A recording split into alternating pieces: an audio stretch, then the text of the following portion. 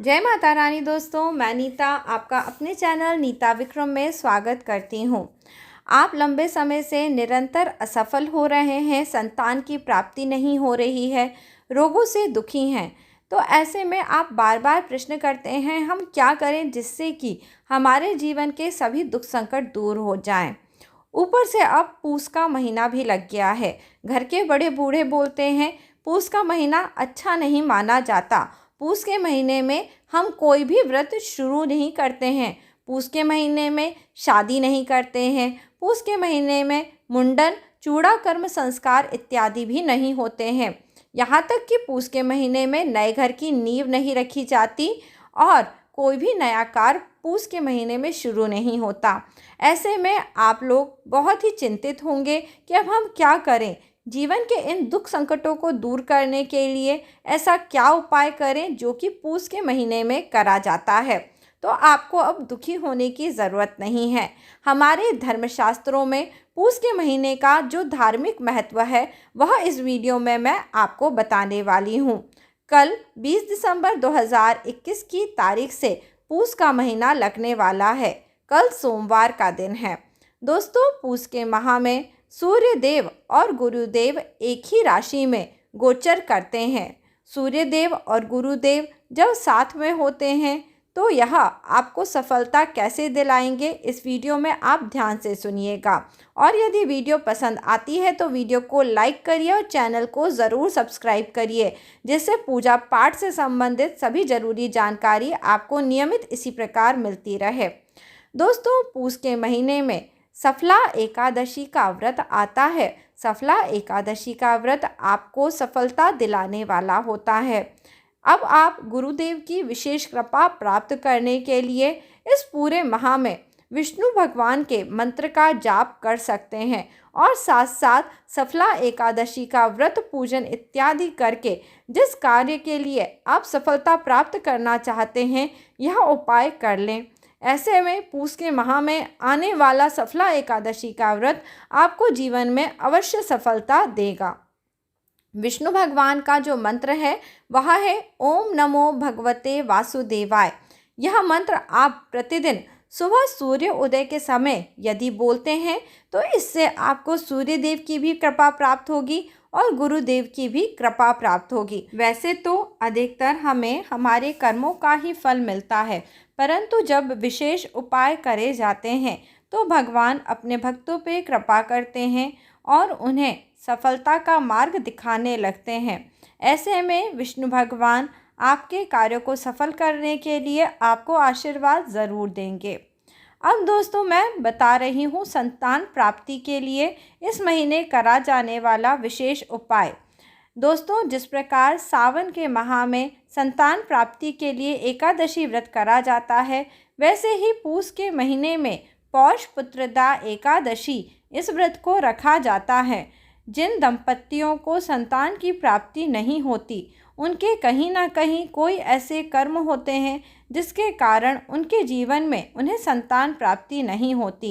आपको पौष पुत्रदा एकादशी का व्रत संकल्प लेके करना चाहिए और पौष पुत्रदा एकादशी के व्रत को पूर्ण करते समय आपको दान करना चाहिए। ऐसे में गेहूं का, धान्य का, कंबल का, गर्म वस्त्रों का और मौसमी फलों और मिठाई का दान करने से आपको भगवान की विशेष कृपा प्राप्त होती है।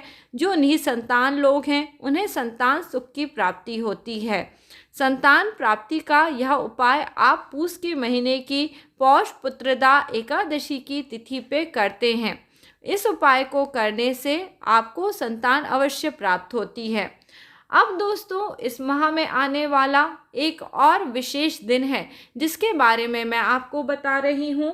जो लोग अपने कर्मों को अच्छे से करना चाहते हैं, अपने जीवन में रोगों से मुक्ति पाना चाहते हैं, पद प्रतिष्ठा चाहते हैं, अपने पिता की तबीयत को अच्छा करना चाहते हैं, आपको भानु सप्तमी के दिन पे विशेष पूजन अर्चन जरूर करना चाहिए। इस बार पूस के महीने में रविवार के दिन पे सप्तमी की तिथि आ रही है, इसलिए इसे भानु सप्तमी कहा जाएगा। भानु सप्तमी की तिथि में सूर्य उदय के 48 मिनट के अंदर अंदर आपको सूर्य देव का पूजन करना चाहिए। यह पूजन विशेष फलदायी होता है। ऐसे में तांबे के लोटे के अंदर रक्त चंदन डाल के, लाल रंग का पुष्प, गुड़ इत्यादि डाल के सूर्य देव को जल दिया जाता है। इसके बाद साधना करी जाती है। वहाँ बैठ के गायत्री मंत्रों का उच्चारण करा जाता है। कम से कम 1 माला गायत्री मंत्र का जाप करा जाता है और उसके बाद 3 बार आदित्य हृदय स्तोत्र का पाठ करा जाता है। ऐसा करने से सूर्य देव मनचाही सफलता प्राप्ति का आशीर्वाद देते हैं। सूर्य देव का इस प्रकार पूजन अर्चन करने से आप अपने जीवन में सफल हो सकते हैं, मान सम्मान और प्रतिष्ठा को प्राप्त कर सकते हैं। इसी प्रकार दोस्तों, पूस के माह में यदि आप चाहते हैं पति पत्नी का प्यार बढ़े, जीवन में आपको सच्चा प्रेम मिल जाए, तो आपको रुक्मिणी अष्टमी की तिथि के दिन पे विशेष पूजन करना चाहिए, जो कि कृष्ण पक्ष की अष्टमी की तिथि को होता है। रुक्मिणी अष्टमी की तिथि पे भगवान श्री कृष्ण और माता रुक्मिणी की मूर्तियों का पूजन करा जाता है। यदि आपको माँ रुक्मिणी और भगवान श्री कृष्ण की मूर्ति न प्राप्त हो, तो आप मन ही मन श्रद्धा करते हुए भगवान श्री कृष्ण को नाना प्रकार के पुष्प ज़रूर चढ़ाएं और इस दिन 8 सौभाग्यवती स्त्रियां, यानी जो शादीशुदा औरतें होती हैं, उन्हें आप कोई खाने पीने की चीज़ दे के उन्हें दक्षिणा ज़रूर दें। ऐसा करने से माता रुक्मिणी प्रसन्न होती हैं और आपको सदैव सौभाग्यवती होने का आशीर्वाद देती हैं। जो स्त्रियां पति के कारण परेशान हैं, जिन्हें जीवन में प्यार प्राप्त नहीं हो रहा है, उन सभी लोगों को रुक्मिणी अष्टमी के दिन इन उपायों को करना चाहिए।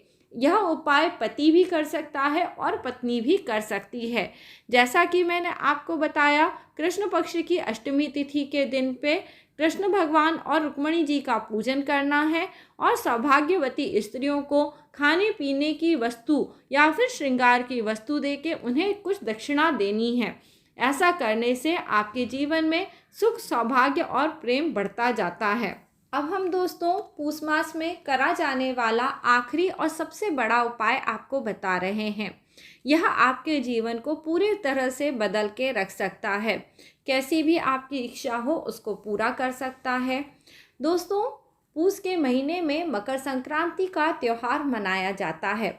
वैसे तो हर महीने में संक्रांति आती है, परंतु मकर संक्रांति का विशेष महत्व होता है, क्योंकि अब सूर्य दक्षिणायन से उत्तरायण में चले जाते हैं। स्वयं भीष्म पितामह ने महाभारत काल में इसका वर्णन करा था कि उत्तरायण में देह का त्याग करने से ईश्वर की और मोक्ष की प्राप्ति होती है। ऐसे में हम सबको अपने कर्मों को अच्छा करने के लिए सूर्य देव से प्रार्थना पूजन ज़रूर करना चाहिए। दोस्तों, वीडियो के शुरू में जब मैं सफला एकादशी के बारे में बता रही थी, वहाँ मैंने आपको एक छोटा सा उपाय बताया था। इस उपाय को आप पूस के पूरे महीने में कर सकते हैं। सुबह उठें, उगते हुए सूरज का दर्शन करें, 1 माला गायत्री मंत्र का जाप करें और उसके बाद आदित्य हृदय स्तोत्र का पाठ करें। यह क्रम जब आप पूरे महीने भर करते हैं तो इससे सूर्यदेव अत्यंत प्रसन्न हो जाते हैं और संक्रांति के दिन पे अपने इस क्रम को आप चाहे तो पूरा करें या फिर इसे निरंतर भी आप कर सकते हैं। और संक्रांति के दिन पे विशेष वस्तुओं का दान देने मात्र से आपके कर्म की शुद्धि होती है। पुराने ज़माने में तो सभी लोग नियमित रूप से संक्रांति, पूर्णमासी और अमावस्या की तिथि में दान दिया करते थे, परंतु अब कलयुग आ गया है तो अब लोग बाग दान पुण्य करना उतना नहीं चाहते हैं। पर आपको मकर संक्रांति की तिथि में अपने आप से यह दान ज़रूर करना चाहिए। जैसे कि गेहूं का दान तांबे के बर्तन में रख के करने से आपको सफलता मिलती है। गुड़ का दान, तिली का दान, गर्म वस्तुओं का दान भी इस दिन पे करा जाता है। ऐसा करने से जिन लोगों के जीवन में दुख और कष्ट के काले बादल छाए हुए हैं, वह सभी दूर हो जाते हैं और उन्हें शीघ्र सफलता की प्राप्ति होती है। तो दोस्तों, आज का यह वीडियो आपको पूस मास का पूरा महत्व बताने वाला था। आगे आने वाले महीने में यह सभी त्यौहार किस प्रकार करे जाएंगे, कब करे जाएंगे, जानने के लिए नीता विक्रम चैनल से ज़रूर जुड़े रहें। अगला वीडियो लेके आपसे जल्द ही मिलूँगी। जय माता रानी।